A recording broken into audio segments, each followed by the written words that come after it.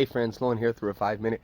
Just want to encourage you to believe in this hour for revival. It's often in the darkest hour that the greatest acts happen as the sun rises with a new dawn of his kingdom on earth. So I want to encourage you, even if you're going through a dark time, believe and pray for a Jesus revival, not just for your life, but whatever city you're in. Pray for the city you're in, that Christ would come and revive it. Well, what will that revival look like?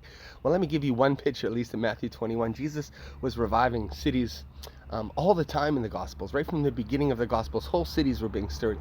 It continued in the book of Acts. But let me give you one snapshot.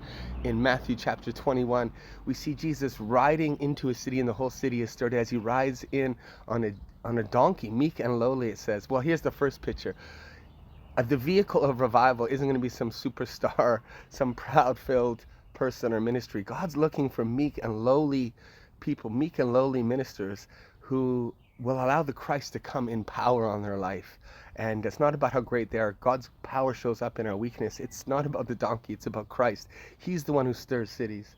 But as the city is stirred, and Christ does stir cities, I want you to see what he does. He goes and he revives the church. He tips over the tables of their everyday religious business, calls them back to prayer, liberates the children who begin to shout joyfully everywhere, and offends the religious. This pattern goes on, by the way, in all real revival. Oh, there was great healings happening and people were being free, and so that offended the religious. That wasn't the regular religious service. Christ turned over their tables, liberated the children who were shouting and joyful, because revival brings freedom and joy and liberty and expression of people. And sometimes those in power don't like to have their tables tipped. That's what happens in revival.